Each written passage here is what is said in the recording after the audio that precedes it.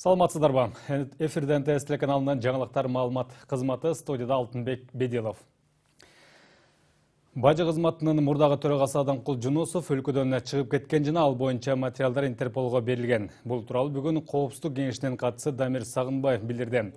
Анын айтымында иликтөөнүн учурунда Жунусовдун кылмыштуу иштерге тиешеси бар экени такталган. Эске салсак, бажы кызматындагы коррупциялык иштерден мамлекетке 166 миллион сомдон ашуун зыян келтирилгени аныкталып, ал иштин алкагында Жунусовго кызматтык абалынан кыянаттык менен пайдалануу беренеси боюнча айып тагылган. Көп өтпөй аны камакка алуу чечими чыгып, бирок тергөө органдары Адамкул Жунусовду таппай калышып, ага издөө жарыяланган болчу.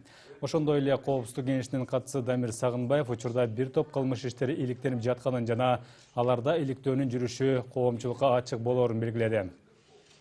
На сегодняшний день ким болбосун мамлекетке зыян келтирсе кылмыш жоопкерчилигине тартылат. 2019 жылдын 1 январынан тарта укук коргоо органдары тарабынан жасалган кылмыштардын реестри иштей баштайт. Учурда бардык керектүү техникалык документтер даярдалып жатат. Коомчулук укук коргоо органдарынын өкүлдөрүнүн үстүнөн жазылган арыз даттануулар кандай каралып жатканын онлайн режимде көрө алат. Муну менен бардык тергөөчү, прокурор жана башка кызматкерлер кайсы бир ишти жаап жашыруудан мурун кылмышкерди калкалоо керекпи же жокпу деп 10 жолу ойлонот деген ишеним бар. Анткени бардык маалымат, кылмыш ишин иликтөөнүн жүрүшү онлайн режиминде ачык болот. Казакстандын Алматы шаарындагы аэропортто Кыргызстандын жарандарына өтө начар мамиле жасоо уланууда. Мындай нараачылык бүгүн жогорку кеңештин отурумунда айтылды. Кошуна өлкөнүн чек арачылары тарабынан терс мамилеге туш болгон депутат Улукбек Ормонов айтып чыкты. Эске салсак, мындай көрүнүш жаз айларында эле башталып, анда Кыргызстандын тышкы иштер министрлиги бул кырдаал боюнча Казакстандык кесиптештерине ноталар жөнөтүлгөнүн айткан болчу. Бирок биздин жарандарга жасалган мамиле жакшы жагына өзгөрбөй жатканы айтылууда. Мындан улам депутаттар бул маселени тез арада көзөмөлгө алып, Алматынын аба майданындагы өткөрмө пункттарында сааттап кармалып калган бала чакалуу аялдарга, кары картаңдарга консулдуктун өкүлдөрү жардам беришсин деген талаптарын айтышты. Мына май айында ушул парламенттен суроо көтөрүлгөн. Биздин жарандарды Алматынын аэропортунда сырттан келгендердин бардыгын бирден алып кирип текшерип атышат. Эң негизгиси жана паспорт контролго кезекке жетип, паспортун берерде бул жака өттөп алып барып, дагы бир кабинага алып барып атышат. Ушул боюнча сиздер эмне чара көрдүңүздөр? Майдан эмес, андан эрте биз ушундай маалыматты алганбыз. Ошондон баштап ушундай маалымат түшкөндөн кийин биз өзүбүз кесиптеш менен жана ушу биздин укук коргоо органдарда ушундай эле биздин өкмөт аралык комиссиялардын деңгээлинде, премьер-министрдин деңгээлинде ушул маселе көтөрүлгөн. Менин колумда бир нече биздин өзүбүз жасаган каттар жана ноталар бар.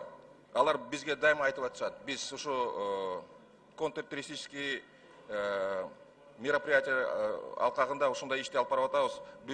Бул деген кыргыз жарандарга багытталган эмес. Бүт жарандарга ушундай багытталган деп айтып аткан. Депутат Баймуратов экөөбүз август айында Алматы аркылуу учуп келдик. Алар жөнөкөй эле эмес, дип паспортто карашпайт экен. Дипломатиялык паспорт менен дагы алып кирип текшерип, кайдан келатасың, эмне келатасың деген суроолорду беришет. Бул такыр мен ойлойм силер иштеген эмессиңер. Ошол атайын службанын өкүлү жалгыз олтурат. 30 адамды коюп алып бирден киргизип текшерип атат. Бул 1 саат, 2 саат убакыт алып атат. Отношение, хамское отношение. Именно кыргыздарды паспортун алып чекеге тизип атышат. Башка элдин баардыгы өтүп кетип атышат ошол жерден. Биз өзүбүз күбө болуп келдик ошол аэропортто. Консулский службаңыз команда бериңиз, барып текшеришсин, аэропортко барып. Жардам берсин элдерге. Ошондой эле парламентте Кыргызстан менен Кытай өлкөлөрүнүн ортосунда виза маселеси калыбына келбей жатканы да наразылыктарды жаратты.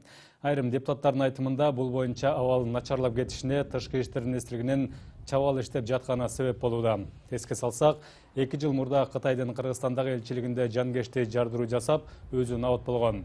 Элчиликтин өкүлдөрү жапа чеккен эмес. Бул окуядан кийин расмий Пекин кыргызстандыктарга виза берүүнү бир кыйла татаалдаштырып салган. Бул көрүнүштөн көбүнесе кошуна өлкөдө билим алган кыргызстандык студенттер менен Кытайга каттаган ишкерлер жапа чегишүүдө. 2 жыл болду, чечсеңиз болот эле. Бул кошуна өлкөсү негизги экономиканы көтөрө турган биз Кытай менен биз мамилебиз жакын болуш керек. Жакшы болсо виза маселесин чечиш керек эле.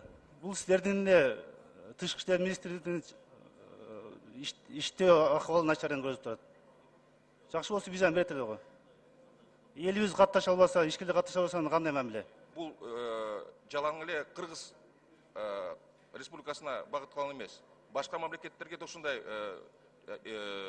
күчөтүү режим киргизилген.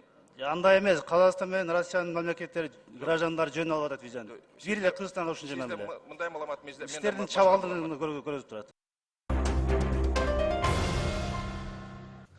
Мына ушундай жаңылыктар менен программабызды жыйынтыктайбыз. Саламатта туруңуздар.